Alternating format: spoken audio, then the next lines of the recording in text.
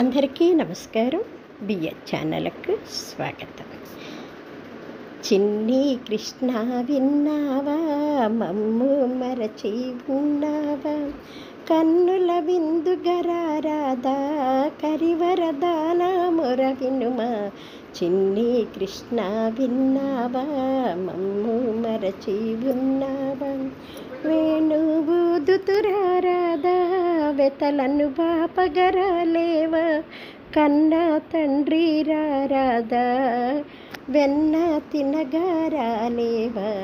చిన్ని కృష్ణ విన్నావా, మమ్ము మరచి ఉన్నావా, కన్నుల విందు గరారాదా, కరివరదాన మొర వినుమా. భాగవతం చెప్పుకుంటున్నాం కదండి.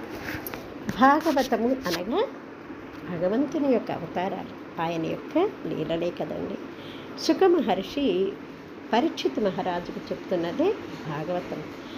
పరీక్షిత్ మహారాజు అడిగాడనమాట, మరి పాండవులకి శ్రీకృష్ణునికి ఉన్నటువంటి అనుబంధం గురించి, ఆ వంశ చరిత్ర గురించి కూడా చెప్పమని అడిగాడనమాట. అడిగినప్పుడు శుక మహర్షి ఇలా చెప్తున్నాడు.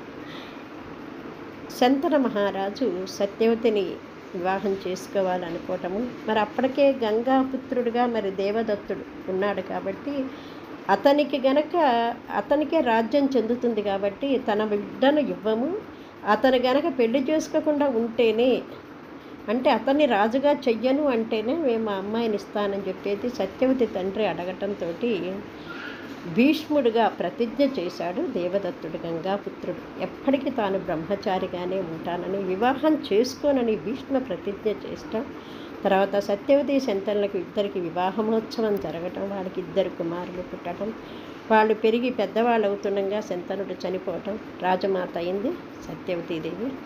తర్వాత ఆ 2 పిల్లల్ని కూడా చక్కగా పెంచి పెద్ద చేసి వాళ్ళకి విద్యాబుద్ధులు నేర్పించి అంబాలిక అని 2 అమ్మాయిల్ని తీసుకొచ్చి భీష్ముడు వివాహం చేయటం జరిగింది. అప్పుడే వాళ్ళ చెల్లెలైనటువంటి అంబను కూడా స్వయంవరం నుంచి తీసుకొచ్చి ఆ 2లో ఒకళ్ళని వరించమంటే ఆమె తన మనసు వేరే వాళ్ళ దగ్గర లగ్నమైందని చెప్పటంతో ఆమెను తీసుకెళ్ళి అక్కడే వదిలిపెట్టడం, కానీ అతను తిరస్కరించడంతో ఆమె భీష్ముడిని వివాహం చేసుకోమని అడగటం, ఈయన తిరస్కరించటం, ఆమె శబదం చేయటం, తపస్సు చేసి ఎట్లయినా నేను నిన్ను చంపుతానని చెప్పేసి శబదం చేసి వెళ్ళిపోవటం జరిగింది. అదంతా మళ్ళీ వేరే ఒక కథ అనుకోండి, మనం క్లుప్తంగా చెప్పుకుంటున్నాం కాబట్టి అది మనం భారతం చెప్పుకున్నప్పుడు చాలా వివరంగా చెప్పుకుందాము.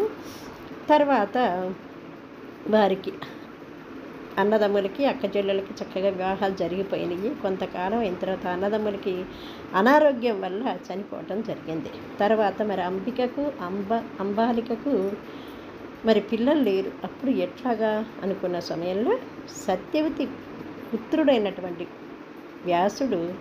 వ్యాసుని వల్ల ధృతరాష్ట్రుడు, పాండురాజు, దాసికేమో విదురుడు పుట్టడం జరిగింది.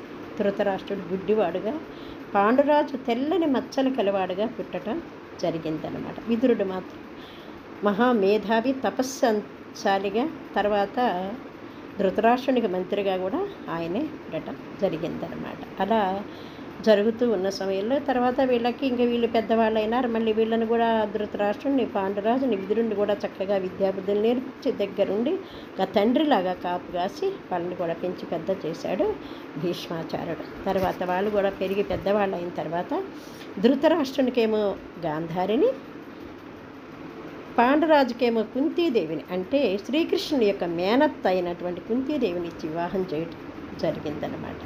తర్వాత మరి ధృతరాష్ట్రుడు పెద్దవాడైనా గ్రుడ్డివాడు కావటం వల్ల రాజ్యాధికారం లేకపోవటం వల్ల పాండురాజుకే రాజ్యాధికారం అప్పగించటం జరిగింది. దాంతో ఈ గాంధారి ధృతరాష్ట్రులకి వాళ్ళ మీద ఒక ద్వేషం, ఒక ఈర్ష్య అనేది కలిగి, తను గుడ్డివాడవటం వల్లే కదా తనకు రాజ్యాధికారం లేకపోయింది, తన పుట్టే తొలి సంతానమైనా సరే తనకే ఫస్ట్ పుట్టాలి, దానివల్ల తన కొడుకు రాజు కావాలనే ఆలోచనలో ఉన్నారు ఈ దంపతులిద్దరు కూడా.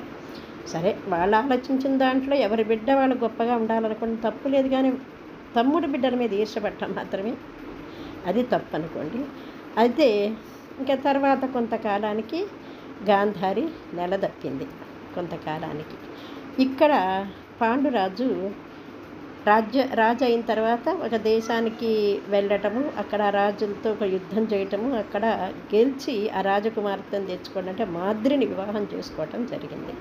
ఇద్దరు భార్యలతో అతను ఉన్న సమయంలో ఒకనాడు వేటకపోవటము, అక్కడ అడవిలో ఒక జింకను వేటాడటం జరిగింది. అయితే అది జింక అనుకొని అతను పొరపాటు, అక్కడ 2 జింకలు వాళ్ళ ప్రేమను పండించుకుంటూ ఉన్నాయి. అసలు నిజానికి అవి 2 జింకలు కాదనమాట, ఒక ముని దంపతులు జింకలుగా మారి వాళ్ళ ఆనందంగా ఉన్న సమయంలో పొరపాటున పాండురాజు బాణ వేయటము, ఆ 2 జింకలు కూడా మునిగా మారి ముని దంపతులకు మారి వీళ్ళని శపిస్తారనమాట.